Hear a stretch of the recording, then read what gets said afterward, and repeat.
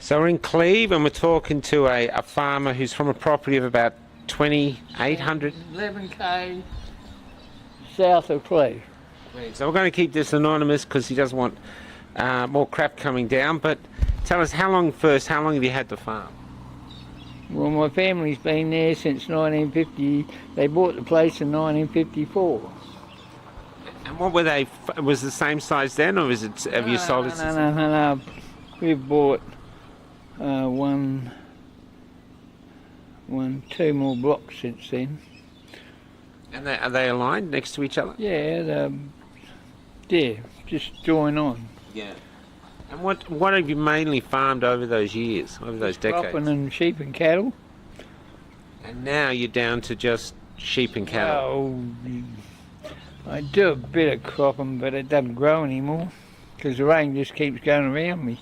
So, and when you say that, you were saying that you were getting Alice Springs weather. Is that correct? Yeah, because all the weather patterns going south.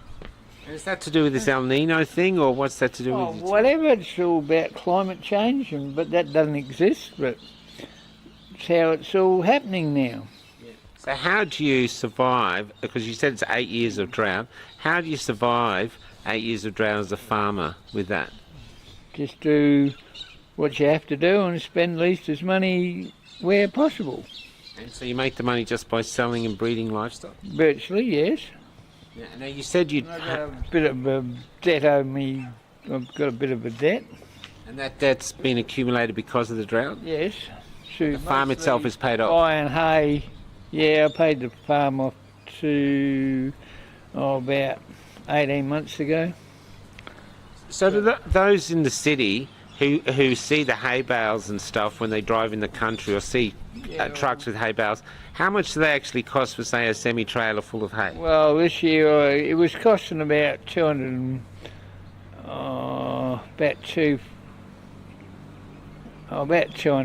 a tonne. And then you had to pay freight on top.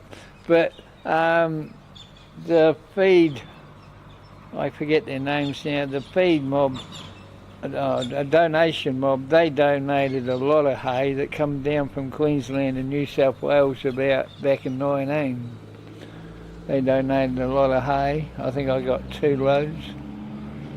Yeah, so... And I know, it come from West Australia, that lot. So yeah, the hay, some of the hay that was donated, I got a couple of loads. So that's farmers in WA helping out farmers here? Yeah. That's very lovely. Yeah, well, but the most of the cost was just the freight. Yeah. Getting it here. Yeah. So the donation mob or whatever who did it, they paid for the fuel. And you were saying that on a normal time when no one's donating it, though, you spend about 40 grand. The government didn't do fucking nothing. Yeah. But you're saying that the hay costs about 40 grand is what you're paying on hay, doesn't it, about 6 months? Oh, no, the hay's cost me about 140,000. Over the 8 years or just the last few years? Well, probably about 300,000 over the last 8 years. That's a huge amount of money. Well, once you sell your livestock, you got nothing. Yeah. And, you know, it's because my father, he did AI back in 1978, I think he started doing artificial insemination, and that's how we got the breed that we got, the Chevrolets, because we had about 12 different breeds and they were the toughest, so that's what we kept. Oh, I see. So you got the toughest cows you could, bred them together to build a... Oh, that was, yeah, they sort of tough of getting through the droughts. Yeah. And what are the issues you're surfing now? Because the other issue you said if you had your guns taken away, which seems to be insane to me, because you need a gun for a farm. Well, that's what they did, and that's what they did. And any reason they took it away? They said they said I didn't have them stored properly, but they said that before they even looked where I had them stored. Can I say, if you say you needed say there was a fox or like you said a crow? No, doesn't happen. If you've got them stored properly, how long would it take you to get it out, get it together, and go after the vermin? 15 minutes. And so by then the problems Unlock run it all away. and get it out, and then unlock the bloody ammunition where you keep the ammunition, then put it all together, and then go out and try and shoot it. And it's gone by then. It's all fucking ridiculous. And so at the moment you've got cattle, you've got sheep. So if one of them is injured and you need to put it down, if you don't have guns, what happens? It dies slowly. Bloody, he's a great little Liberal bloke, and he has big donations, and he makes big donations to the Liberal Party, and the bastard that runs Landscape, his mate, is his bloody mate, little Liberal mate. So you're alleging, I've got to use the word alleging, you're alleging that there's corruption there, and is this like a big fish trying to eat a small fish farm? Yeah. Yeah, just getting fucked over. And what else has happened? So you've had your guns removed? And what else have you gone through? And because this all started when we had the big winds in 120 knot winds and 100 knot winds in bloody 19, and everybody else's farm was drifted. And you only got to drive out here, about 10k out the road here, and some of the sandy country out here, and see what went on. Their farms just got blown away. So when you're talking about drift, this is the wind blowing away the topsoil. Yeah, but then they come down and they were persecuting me about putting up electric fence across one of my paddocks up the road. It was about 1 kilometre long. It was 250 acres. I had about 60 sheep and 4 alpacas in there, but they wanted to fence it in halves. I said, what are you doing that for? Oh, that's what we got to do, so that's what they did. Anyway, he's coming down there and he's telling me about it and whatever. One of their employees. Anyway, I felt funny. And I didn't feel real good. And then, I don't know, that was about 3 or 4 o'clock in the afternoon. Coming down there chewing my ear. It didn't feel real good. Anyway, about 7 o'clock I felt this pain in the top of my right arm. It was a heart attack? I was having a heart attack. I've been having a heart attack for 8 hours. Oh, God. So anyway, I drove myself up to Cleve here to the hospital, and anyway they checked me out, put a thing on my arm and checked my blood pressure, and they said, Rowan, you're having a heart attack. So 2 o'clock in the morning they flew me to Adelaide. Jeez. Now, have you had a stent or A stent put in here. Yeah. They put it up through there somewhere. Can we just go back for a sec? I see the alpacas everywhere. Why are they? Are they to protect the sheep? Oh yeah, because they get your foxes. They protect your sheep. So they actually work? Yeah, they work. They see a fox and they're after it. Yeah, the stint got put in there somewhere, in that vein. So it went in that vein, but it's closer to you. Yeah, they put up there and around there and put the stint in there. Yeah. Just followed the vein up. Yeah. Yeah, the alpacas, they hunt the foxes away. So what other things are facing you economically as a farmer? You're supplying food to the society, sheep, so there's wool and stuff. So what other things are you facing that are making it difficult? Just the cost. The cost of everything? Yeah, it's just cost and the bullshit and everything, all the government regulations and everything. And what regulations are you talking about? Oh, I don't know, it's just bloody regulations, I don't know. Instead of actually working on the farm, getting the farm, you're sitting there in bookwork and all this other stuff. Oh, well, I don't know, if you cart your own grain, the truck's got to be virtually new to cart your grain, otherwise it gets put off the road. Oh. Yeah, it's got to be, it's got to be up to, any truck owner or truck transport business will tell you that it costs them, they virtually got to have a new truck every 2 years. Wow. Keep it on the road. Yeah. It's just, regulations. Which doesn't make it economically viable. Well, it costs them more, and every year they've got to get checked out by the road authority mob, or whatever, transport mob. So that's why all their costs are so high. Yeah. Because the government's just milking all the money off it. Well, we noticed the costs are high even like in your town.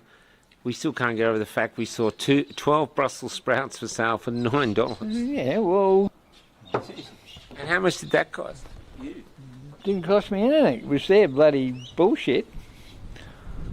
Because they had the electric fence hooked up, but it was all, they earthed it out. So that's, they're called smart. What would you like to see happen which would make you a lot easier, make you help get through this? What do you need? Apart from rain, of course. Just rain. Everybody knows. Everybody knows me. Because it got put around. And when the rain comes here, when it's normal season, it's just all winter, it rains. Yeah, but the point is we used to get our big spring rains and whatever. We don't get that. We haven't got any subsoil moisture. All the trees are dying because there's no subsoil moisture anymore. Okay. You're seeing a lot of dead trees. Yeah, because there's no subsoil. There's no moisture in the ground anymore. And is that And plus, while we're talking about trees, the last, I don't know, since 2019, because when this drought started and got a bit bored, I started planting trees. I've roughly planted between about 2,500 trees. you have? All grown by myself. My mate helps me, my family mate from years and years ago, but they've been grown by seed and planted themselves. How do you keep the rabbits off from eating them? I haven't got any rabbits. There's no rabbits out here. 2 drives of rabbits. Okay. Wow. I haven't got any rabbits. I haven't had any rabbits. I used to trap rabbits when I was a kid, but don't have any rabbits anymore. Because the other thing we noticed, we don't see many insects as much. No, because all the bloody chemicals they spray out in the ground's killing everything. Is that what it is? Yeah. Because here, about every 4 months after it's usually about now, but we haven't had any rain to start it, but they start spraying. They spray every acre with their great big $1 million boom sprays. Every 4 months they keep, everybody about 6 weeks they keep spraying everything. So that's why, like, we live on the road in the bus, we never have to clean the windscreen for insects. No, because they kill them all with bloody spray. And so that explains why there's less birds? Yeah, well, I used to have little quails and, I don't know, heaps of spoggies and whatever. Don't see them anymore because we don't have any insects in the paddock. But this, There's chemicals killing everything. could these chemicals, if they wash down, could they be a part of the algae bloom? That is the algae bloom. I see. This algae bloom's fucking bullshit. Because bloody, it all started when we had that flood and bloody down the Murray there, and it washed all the chemicals out in the sea, and now they've got a problem, haven't they? You think the government's going to tell the truth? No. Yeah. It's bloody chemical shit. Because we had it down in Arna Bay down there. You can see all the water's frothing up every time waves come in. You think, what causes bubbles? Fucking shit in the water. When you were young, when you're farming then and you were breeding the cattle, was there as much pesticides spread out there? Well, we had amine and amine. I think we had amine then them days. MPCA, the old MPCA. I don't know what that is. Spray the bloody broadleafs with it. Okay. But we used to rip it up, work it over, and then sow it. That's how it went. Oh, so they die and then you put First it... rain, we ripped it up when it come green, and then when it come green again, we worked it over and killed the weeds, and then when it come sort of green again, we sowed it. But that doesn't happen anymore. But we've all got big farmers now that think they're millionaires. Yeah. They just spray everything, because this is why you look around the countryside, everything's bare now. Yeah. Because they just keep spraying everything. They pushed all the trees down. My little neighbour pushes his trees down. Nobody says anything, but I've dobbed him into the... You have to face this way, otherwise I can't applaud I've dobbed him into the natural vegetation mob a couple of times. Did they do anything? Well, I don't know, but he does what he likes. And that's the same bloke that he's got mates in Burza. Anything else you'd like to share with us? Yes, you could put some rum in it. I don't know. Yeah, but it's because I tell the truth and whatever, they're just trying to fuck me over. Yeah. So they want you to be compliant and silent and... Well, they're just trying to fuck me off so my neighbour can have me farm. Because when this started, back in March last year, when everything gets at its worst, I noticed, because my little top neighbour, here about 10 years ago when he bought the property, because there's a surveyed road in between us with trees on it, and back here when he bought the property, he pushed half the fence down. And then he started pushing the trees down. And he was going to crop it. Oh, so pushing the trees down is just get all the trees so you can just... Pushing trees down on government land. And he was going to crop it. And then I dobbed him into the... whoever. Told the landscape board about it. Persia in them days. They would have done nothing about it because that was his little mate. But anyway, I noticed when this shit started last year, they made him put the fence up. So that's how I knew. I said, there's something coming. Anyway, as soon as that, after he put the fence up, then they come and got me. So you know what's going on, don't you? Do you think they've seen that you're, because you speak out, they see you as a problem and that's why they took your gun? Of course it is. Well, I don't know, that's why they're doing this stuff to me, I guess. Because I can see what's going on. I mean, it's all about fucking the little farmers off, and so these big blokes can get bigger and bigger. So, but now everything's just killed with chemicals. But I'm trying to grow trees and everything else, and I'm just a fucking idiot. But back in 19, when we had that drift problem, it blew all the dirt from under the fences and whatever, and I had to because my sheep kept getting out all the time because they had these holes under these fences, and this is why my little neighbours got angry, because I had sheep on the road, but I didn't have enough time or whatever to fill the holes in, but I've got most of them filled in now, and you know, but it just created big problems. But it's just blew all the dirt out from underneath the fences. You're saying that the only way to get the topsoil back is good rain? You'll never get it back. It's gone. Wow.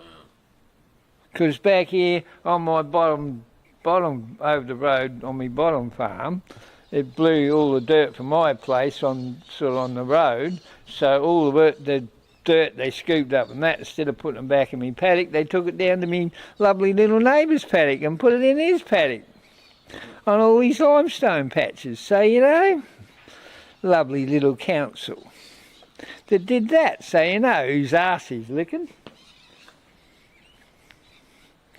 You know, all they had to do was just cart about out of me paddock, but no, they carted about bloody 3k down the road.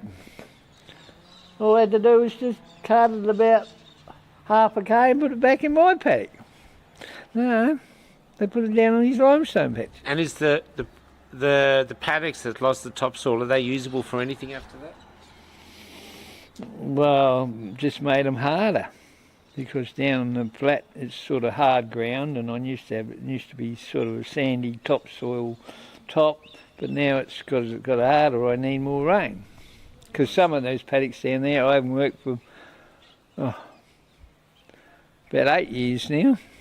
So they're just sitting there unused. Sitting there.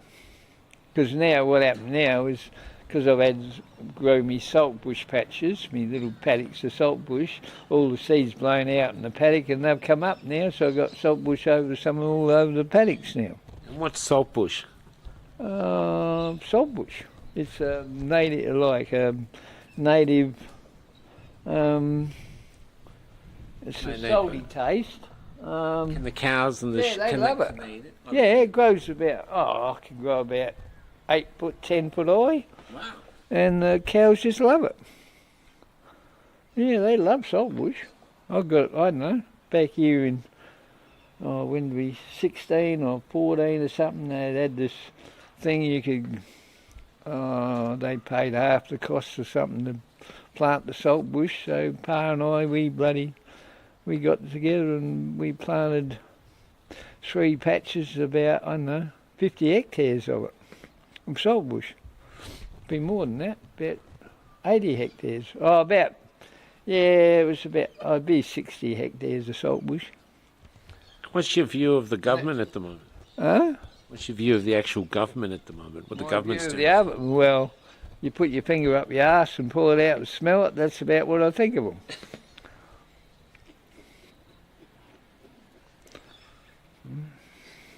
You just want to talk about the interest rates, because I switched it off. So let's talk about that. So what you just said about the interest rates from your perspective. Yeah, well, on my loan, I'm not. I don't know. A normal loan's about 5%, but on my bloody, what they call it, my bloody loan, I'm paying. I said, look, the other day it was 8.25. So I'm just getting my overdraft loan. I'm just getting ripped off. And you said that people are going to lose their houses because they can't afford. Well, they can't afford it. Can't afford the interest rate. Yeah, but it's like you drive out of Adelaide now, and all the good land they used to grow the vegetables and everything on, are all covered in houses now. Yeah. Even up at Roseworthy there, they got a little suburb up at Roseworthy, and that's about bloody 80k out of Adelaide. Nah, it's just absolutely. They brought all these bloody imports, these people in, and now they've fucked the whole Australia up. You think Australia's finished and gone? Yeah, we've lost our identity now. We're not Australian anymore. We've lost our identity. So if they finally won and you lost the farm, what would you do?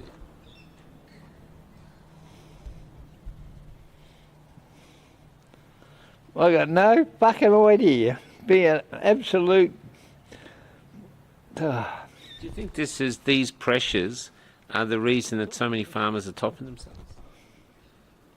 Well, of course it is, because they've been on their farms all their life and been looking after their things and whatever, and then all of a sudden it's just nothing.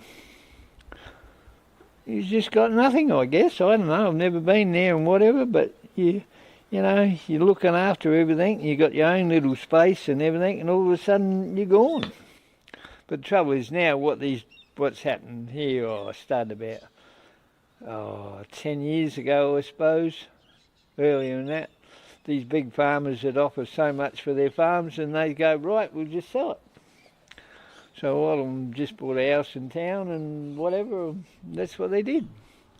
And then they sit here and then get fatter and fatter, and after a while they fucking die. I don't know, but a lot of them here, the old blokes are gone, but their wives are still alive and whatever, a lot of them. But you just, I don't know, die of boredom. You'd have to, because there's nothing. What do you do? You know, there's nothing. You sit in the house all day. What do you do? God, I'm out there fixing up things and looking after my animals and feeding my animals and always fixing things up. And like just before I come up here, went out the back and fed me sheep. There's plenty to do. You're never bored. I don't know, but then Then sometimes I remember to go out and water my trees in my tree house. I've got about 15 foam boxes out there. I've got my trees in, and I've just fill them, put about 4 inches of water in them, and keep the water up to them. One day it's going to get cool enough and wet enough to plant them out. It's always something to do. Always something to do. Yeah. That's the beauty of being a farmer. Just there's always something to do. Well, Keeps you if you've got the right mind and the attitude, yes.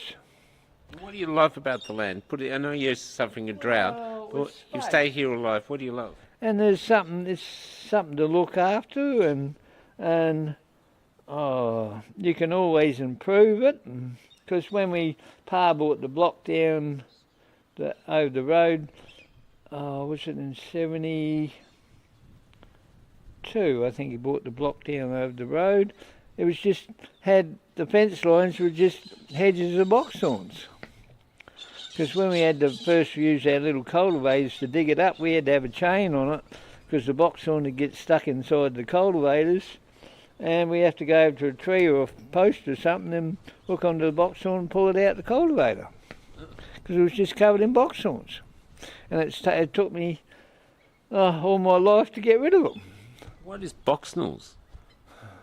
They got red berries on them. They can grow. Is this a native or an introduced? No, they come from bloody South Africa. They brought them out here in the 1800s or bloody 1700s or whatever, and they brought them out from South Africa to make jam out of the berries. Now they've turned into bloody noxious weed, but these bloody big farmers, they don't do anything about them.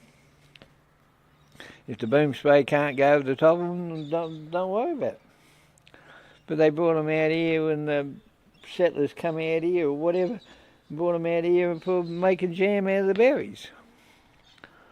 And that's what they brought them out here for. But they're just, because they're horribly prickly and they go through your tyres and everything, they're just a disaster. So they're just too hard to eradicate. Well, you can. They use goats.